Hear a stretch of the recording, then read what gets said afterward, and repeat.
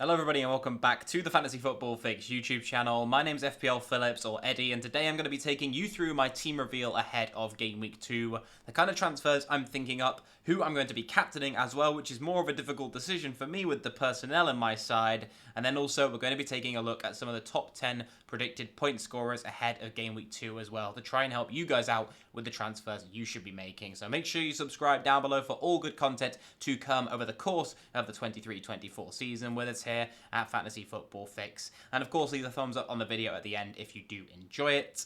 We've also got the Assistant Manager tool, which I've used when kind of designing my team, thinking up transfers, looking at my predicted points total again ahead of this game week as well. Is definitely something you're going to want to be doing. You can do that via all the links down below in the description, of course. But without any further ado, let's get into things.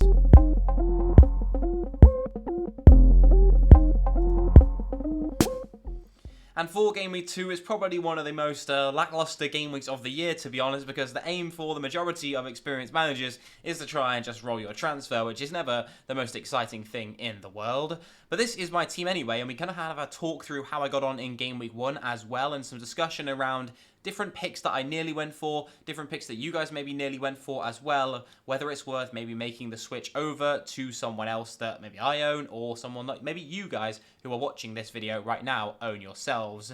But in goal for me, I was rather happy with my selection. I went for actually Johnston, who's on my bench. So I've got Turner in goal at the moment, and that's because I'm going to start him in Game Week 2 over Johnston, who did his damage in Game Week 1. He managed to pick up the clean sheet, went with him over Pickford, which ended up being the right call. Turner's the one who's going to come in goal for me this week. Sheffield United seem to have like no midfield at the moment. They look like probably the weakest team in the league, it's sad to say. But that's all the good hope for the clean sheet for Nottingham Forest, who are a much better team when they are at home defensively. So I'm hoping that Turner will once again start in goal and can hopefully pick up a clean sheet. And I think that's going to be the case for a lot of managers this week, whether you own Pickford, Johnston, or even Onana. Benching for Turner does seem to look a pretty good option for Game Week 2. So a lot of us are going to end up with the same 4.0 million keeper between the sticks in our sides, it seems. We've then got the defenders, where it's looking rather template, but there is one interesting pick who comes in the middle. You might have spotted Gabriel down on my bench, and that's because I didn't have time to catch the news near the deadline, where it looked like he was going to be out, and indeed he was benched in that Arsenal game in Game Week 1. But I have a man on my bench who is more than capable of coming in and filling that role. Rico Henry, who did actually grab an assist on my bench in Game Week 1, is more than capable of coming into my side. So I'm deciding currently to start him ahead of Gabriel. I do think that the Fulham fixture is still a tricky one, but Crystal Palace away is also a difficult game for Arsenal. Although I do think it's interesting that Arsenal's defensive record is actually a little bit better away from home. And with this Timber injury news not looking too promising for him, Gabriel should probably come back into the side. So I'm a little bit on the fence with regards to that. Two away fixtures against pretty tricky teams are probably both back to score. So at the moment, maybe even leaning towards the attacking appeal of Henry. I don't know whether Brentford are going to be playing in the back five system again, which would really lend itself to maybe grabbing some more attacking returns for Rico.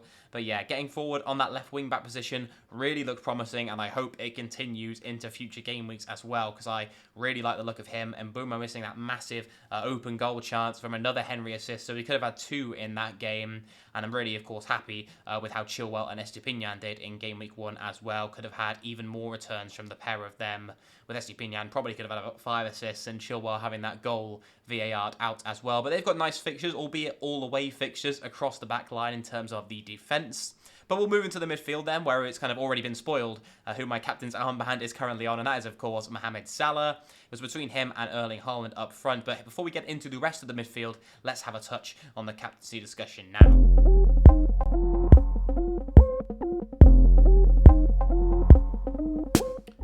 So when taking a look at the captaincy discussion, this is the kind of matrix that we put together each week, and it's how I kind of decide my captain for my FPL teams. And this game week is going to be a great example of where it's a very torn choice. At the start of the season, when deciding whether or not to go with Mohamed Salah, a lot of managers were considering this game week very much in their thinking. And there's good reason for it. A home fixture for Liverpool up against Bournemouth, whilst Manchester City are going up against Newcastle. That's another home fixture, but Newcastle, we saw how they blew Aston Villa absolutely out of the water in Game Week 1. I think a lot of people maybe even underestimated them coming into this season, when they are in fact probably one of the teams who are going to be challenging definitely for those Champions League spots. But the live ownership is definitely going to go in Erling Haaland's favour. He's the first player in FPL history to be owned by over 90% of teams. And I think he's going to be captained so much that we'll see him at well over 100% effective ownership. But in terms of who I'm going to captain, that's going to be based not on effective ownership, but on who I think is going to score the most points in Game Week 2. And the Fantasy Football Fix algorithm has Salah predicted to score more. As you can see on the top row, predicted points go in favour of the Egyptian with 7.5 compared to Haaland's 6.2. In terms of the opponents, it's unsurprising, really, that Bournemouth have a much worse expected goals conceded total per 90 than Newcastle do. It's not the worst by any sort of the imagination, but 1.60 compared to 1.05. These stats are from last season per 90 because I'm definitely not going to be basing things off one game week's worth of data in this season compared to a whole season's worth of data from last year. And I don't think either of these defences have changed drastically over the course of the summer transfer window. In terms of teams, they're very tight neck and neck, but Manchester City are the better attack, really. 2.03 expected goals as a team per 90 compared to Liverpool's 1.99, so only separated by 0.04. And in terms of individual players, Erling Haaland does have the better expected FPL points per 90, which combines expected goals, expected assists, all this kind of data. But Mohamed Salah is one that you can kind of have to back on his day. He's got a pretty good record against Bournemouth, despite what happened last year in the exact same fixture, where Liverpool won 9-0 and Salah failed to register a turn.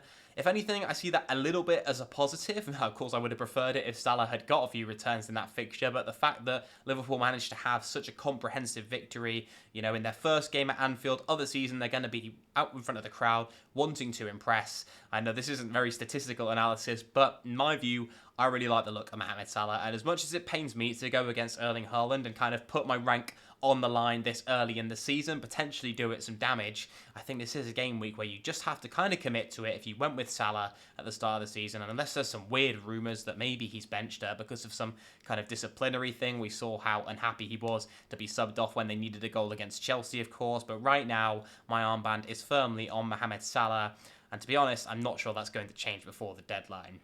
In terms of the rest of the top 10 predicted point scorers then, we can have a look at those as well. Salah and Haaland are there at the top, as we mentioned, on 7.5 and 6.2 apiece. It's then some other Liverpool assets making up the rest of the top 5, with Trent and Robertson both making it in there, alongside Heung-min Son, who actually impressed me less than teammates James Maddison and maybe even Richarlison, who did grab a few chances in that number 9 role. Son was actually subbed early as well, so personally not one I'm looking to jump on there. Phil Foden's in here at 5 predicted points in Game Week 2, despite, as mentioned, quite a tricky fixture against Newcastle. With the news of that Kevin De Bruyne injury, him and Alvarez's minutes should go up now. We're going to see maybe even a Foden start in Game Week 2, so I'd recommend holding on to him if you do own him right now. I've seen a few people maybe contemplating a move over to Maddison or someone like that. I think that's probably a little bit premature, given another week or so before deciding on anything like that, especially now, as we mentioned, with De Bruyne out, that increases the chance of Foden getting more game time, which we know he can do some serious damage when he's got minutes on the pitch. We then got Virgil in at 4.8 and then Watkins at 4.7, another good option who you could maybe even consider if you wanted to go really rogue with a captaincy shout this early in the season and you don't own Salah but don't back Haaland against Newcastle, which sounds like a pretty weird statement, I will admit. And then finally, we've got Alisson, so another Liverpool defensive asset, and finally Bukayo Saka into the top 10 as well, who's already gone up in price this season. So yeah, interesting to know how many of you guys have, how many players you have out of these top 10. Let us know down below in the comments. But we'll return to the rest of my team now. And the rest of the midfield, as we mentioned, so we got Mo Salah in there with the armband. We got Marcus Rashford, who I'm very happy to stick with, despite a pretty lacklustre performance from Manchester United on Monday night against Wolves.